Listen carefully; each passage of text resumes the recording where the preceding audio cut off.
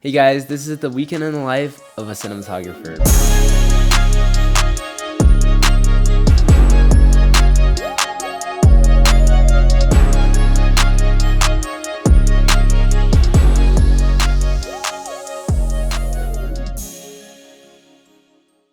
So in the spring, a director brought me onto a project as the director of photography, and this was one of my first times doing that in such a big scale. I was really excited to do this, but also a little bit anxious. So the weeks following up this production, I met up with Darcy, the director, and some of the key crew members like the gaffer, and we talked about the production and trying to figure out everything. So afterwards, I made the floor plans and I worked with the director to figure out the shot list. And then I got in contact with this rental house and figured out the gear list for the shoot. And my budget was about $400, so we were shooting on the red Komodo and I was able to get a lot of G&E gear. We had the aperture 600C and the light mat. So the day before production, I met up with my camera team and we got all the gear we needed. We're trying to set everything up, trying to figure out how to work all the gear, and we were trying to do a lot of lighting tests, trying to figure out how we're gonna do it on the day of production. Everything was coming together really well. So then as we were doing the lighting test, we figured out the follow focus system was messed up, so we had to figure out the replacement for it. Luckily, I had a friend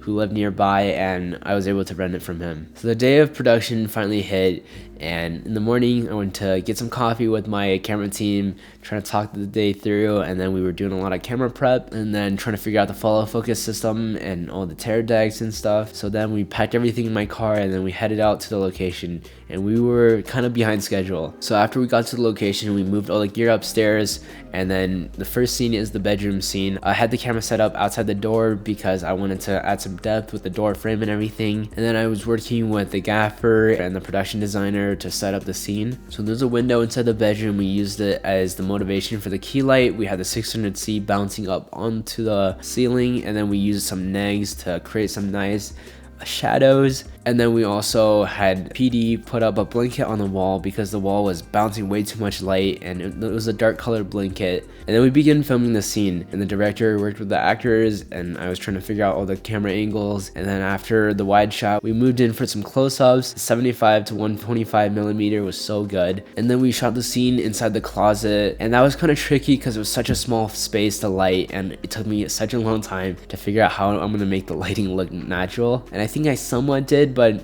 that was probably one of my least favorite scenes. So for the lighting, we use these light bars because we can fit it into small spaces, and I think we did it somewhat of a good job. And then we also used this mirror to do some fun things with it. And then we moved into the kitchen to film the kitchen scene, and this scene we had the actor stand in front of the big windows, and we used the other side of the counter because it had a lot of depth, and also we were able to backlight it, which made it look so much better. While the actor was rehearsing, I worked with the gaffer to set up this light outside the balcony to use as the key light kind of, and then we had this light mat as this soft source to the side to wrap around her face, and I thought it looked pretty good.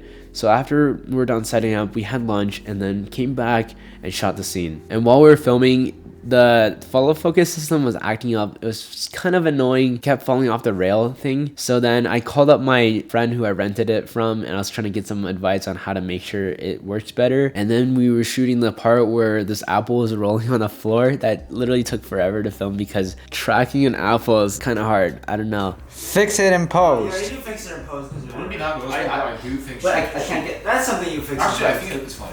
Also, it's not calibrated. Where's the apple? Action.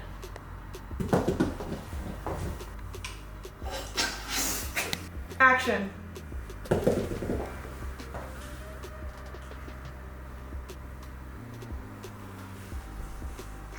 So, pause. Action. Alright. Let's redo that. Action.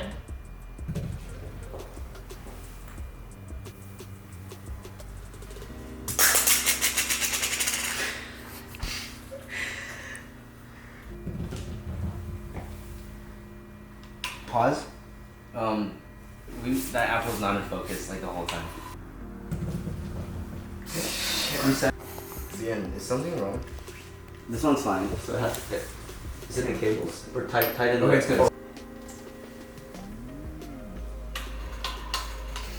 Dude. We did a lot of tries, but we finally got it. Shout out to my first AC for doing such a good job of pulling focus, and my second AC for doing the slate super well. It was like her first time working on a movie set, so it's pretty good. So then we were shooting the morning scene at the living room. At that point, the sun had went down and it was pitch black outside. So to create a morning scene at night was pretty tricky.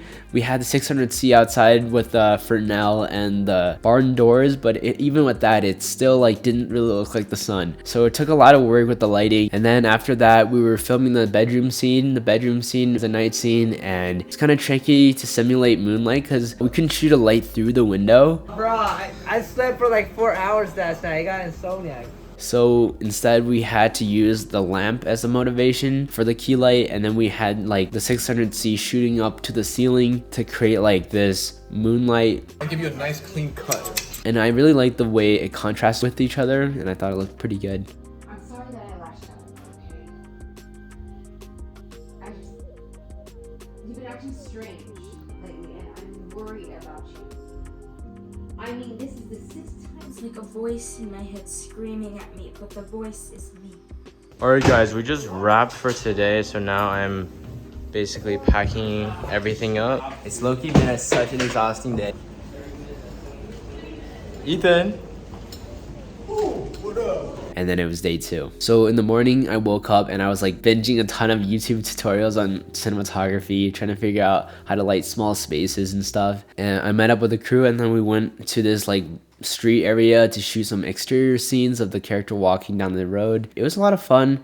Tracking is actually kind of difficult because the camera is really heavy, but I was able to figure everything out.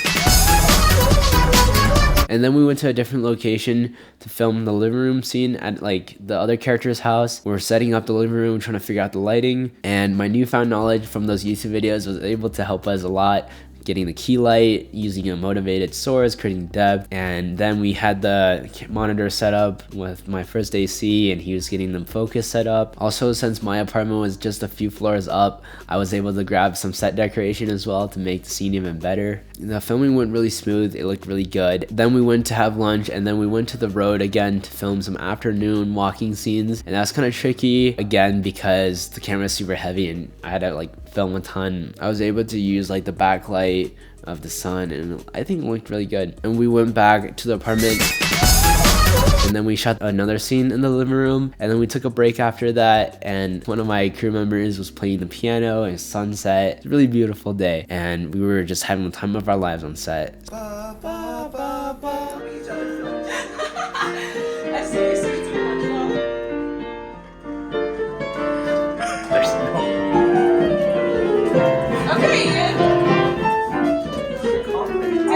So after that, we shot the last scene of the day, which was the bathroom scene. And you know, these small locations are just so hard to light. We used the light bars again. Hey YouTube, so we have a mic right here. We have a light bar right here. And then we have another light bouncing off the... Yeah, so she wants you out. Right there, yep. Start pinning.